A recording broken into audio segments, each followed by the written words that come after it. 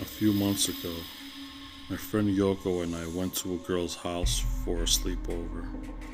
I didn't know the girl very well. Her name was Emmy, and she was a friend of Yoko's. They went to the same school when they were kids. Emmy was a strange girl. She was quiet and seldom said anything.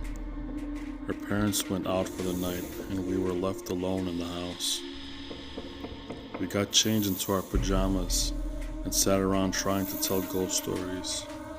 The problem was, we didn't know very many, and the ones we knew were kind of lame. All of a sudden, Emmy perked up. "I know a good website," she said. She opened up her laptop and clicked on one of the bookmarks. We gathered around her and looked at the website. It had a lot of scary stories from all over the world, including Japan. Emmy scrolled down the page while we stared at the monitor. Yoko pointed to one of the stories. "What's this one?" she asked. For a moment, Emmy's face changed to a serious frown. "You're not supposed to read that one," she said. "It's dangerous." "This whole website is creepy," I said. "Is this supposed to be for kids?" asked Yoko. "No," Emmy replied in a serious tone. "It's definitely not for kids. Some of the stories and games are really dangerous, like this one." She clicked on the link for one story. It seemed very strange. There was a picture of a woman with long dark hair, but her face was disturbing. It made me sick to look at it. The text said, "The person who wrote this story is not human." "You're not supposed to listen to the story," said Emma. "So let's not listen," replied Yoko. "Yeah, let's just go to bed," I said. I had a strange feeling about this site. I mean, where did they get all these weird stories from? And why did they collect them? Who would even make a site like this? There was something very unsettling about the whole thing. Emmy didn't take any notice of us. She pressed play on the video, and we heard the start of the story. As soon as I heard that weird voice, it freaked me out. I put my hands over my ears and left the room. Yoko followed me. We waited in the bathroom until it was over.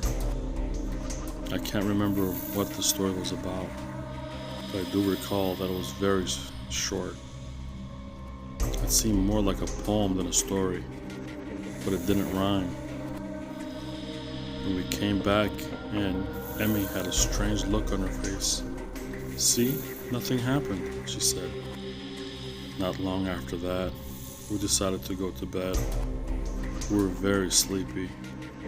Emmy got into her bed, and I lay down on the futon beside Yoko. We turned off the lights and went to sleep. I always have trouble sleeping when I stay in someone else's house. In the middle of the night, I was awoken by a strange sound. After a minute or so, I realized it was Emmy. She was making small noises in her sleep, like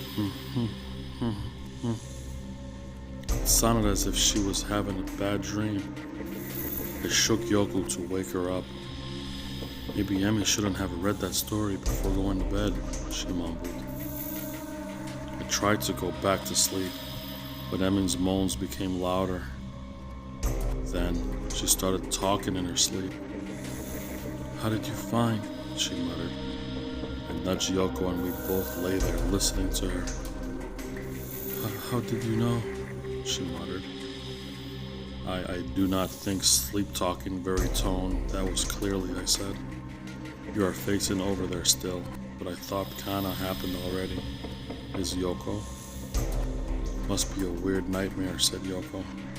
Just as she said that, Emmy suddenly got up out of bed. The way she moved was jerky, like a puppet. When I saw that, a cold chill ran down my spine. Emmy had her back to us, and her head was hanging down. Her long black hair was covering her face. She just stood there, facing her bed, moaning softly. Slowly, very slowly, she began to turn around. Just then, Yoko flew into a panic. "That's not Emmy," she hissed. Emmy was still slowly turning. Yoko was staring at Emmy, her eyes wide in fright. I didn't want to look, but I couldn't turn away. I was trembling uncontrollably. In the dim light, I could make out Emmy's face as she turned. It was Emmy's face, but somehow it wasn't. Her skin was pale and her eyes bugged out abnormally. Her mouth was distorted and twisted into an evil grimace. It wasn't Emmy. It was as if her face had been mixed with the face of someone else, as if someone else was pretending to be Emmy. In a voice that didn't sound human, she whispered, "I want to know how." I don't remember what happened after that. I think Yoko and I passed out. When I woke up, it was morning. Yoko was lying on the futon beside me, buttoned in the bed. There was just a discarded pair of pajamas. There was no sign of Emmy anywhere. We went downstairs, but the house was empty. We were really freaked out in the events of that night before we're fresh in our minds. Yoko and I grabbed our bags and left as fast as we could. We tried to call Emmy on her mobile, but it was out of range. We tried again and again that afternoon, but it was always out of range. Later that evening, we called her home phone number and her mom answered. She said she didn't know where Emmy was either. Yoko and I became more and more scared. We texted all of our friends, but no one of them had heard from Emmy. It was like she had dropped off the face of the earth. Emmy's parents went to the police and filed a missing persons report. They started a search for Emmy. Most people thought she had run away from home. Nobody could find any trace of her. The police came to question myself and Yoko, but there was nothing much we could tell them. We both knew Emmy didn't run away from home. One day, Yoko came over to my house. We got on my laptop and searched the internet for the scary website Emmy had been reading. With trembling fingers, Yoko clicked on the link. A notice came up on the screen. "This story has been removed," it read. "Do not try to find this scary story. It is too dangerous." We searched through the site, but we couldn't find it. Ever since then, I've had trouble sleeping. I'm scared that when I wake up, I won't be me here anymore.